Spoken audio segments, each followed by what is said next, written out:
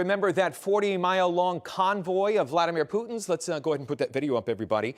This one, that's right, the tanks, the artillery, the supplies, well, that's stalled miles from Kyiv. This is a really interesting perspective that goes on for a while, I should tell you. Now, why are they stalled? Well, we've been getting word. In fact, let me tell you, John Kirby this morning saying that the Ukrainians hit the convoy's lead vehicles that forced it to a halt. Apparently, there were some drones. Does Ukraine have more drones? I wasn't able to confirm that by myself, but it is stalled out. And just like Putin surrounding Ukraine with those forces and then moving in, we have to believe they're being assembled for some reason. Where is it to try to take Kyiv? Well, we're just going to have to watch this whole thing play out. In the meantime, Putin is on the march, and Russia's neighbors are watching. Estonia is a former Soviet country. It's about 1.3 million people. And joining us right now to discuss is the Vice President of Estonia's Parliament and leader of Estonia's Conservative People's Party, Martin Helme. Martin, thank you. We're so glad you're here with us. President Zelensky has been asking for a no-fly zone over Ukraine and warning that Russia could invade your country. He could invade Estonia, Latvia, Lithuania next. NATO rejecting the no-fly zone, though. What are your thoughts on that this morning, and how are you getting prepared? Hello, thank you for having me. Yes, well, one of the things that the Baltic countries and Poland did right away when the Ukrainian war started, we enacted the NATO Article 4, which basically means that if any member country feels threatened, or its security threatened, we bring forward the planning and the consultations for a possible attack and possible common defense. It is quite clear to us. It is sort of a common knowledge in Estonia and in the rest of the eastern flank of the NATO that once Putin is done with Ukraine, he doesn't stop there. He has made it very clear over the 20-year period he has been in power that he wants Russia to become a big empire again.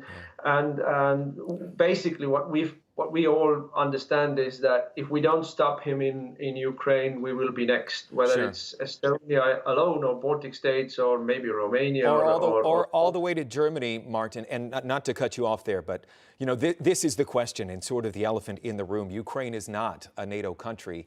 Your country, Estonia, is a NATO country. And we know Putin's not good at going in reverse.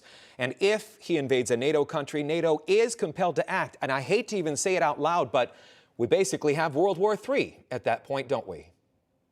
Well, we could have it even earlier. You were talking about the no-fly zone over Ukraine, and you all know that there was a talk about some countries giving airplanes to Ukraine.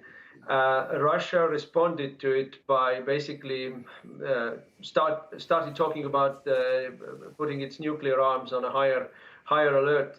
We all sort of take it as a given that if NATO would start, if let's say United States and some of the eastern countries of the NATO would start enforcing no-fly zone over Ukraine, that would automatically mean direct war between NATO and Russia, and that would also very quickly bring the possibility of nuclear strikes. So if we all know that Ukraine is the place where the future of the European security is being fought out right now, but to start enacting a no-fly zone over there would actually mean that war would broaden. Well, NATO has been tepid to be involved so far at this point, President Biden as well, and our military leaders here saying they don't want to engage in a direct war with Russia. There is something encouraging, though. Estonia has supplied Ukraine with 200 million euros of aid. That's a lot of money. And there's 1.3 million people in your country. Way to step up, Estonia. How are you doing that? Well, we're doing this because I'd have to say Estonians have big heart, but also a large chunk of that money is arms that we supplied to Ukraine even before the conflict. So we understood that Ukrainians need arms, not a ride, as they say. Right. And we supplied them with anti-tank missiles and artillery. And we, of course, have to stock it up ourselves. And you ask, what do we have to do? I think Estonia and all the rest of the countries in Europe quickly, very quickly, have to beef up their own military capabilities. And that means, I'm sure that means also having deals with the United States for top-notch armament and sort of friendly deals to help us do that, because it's very expensive. It sounds like you are beefing up, and very wise to be doing that, and also Estonia taking in Ukrainian refugees as well.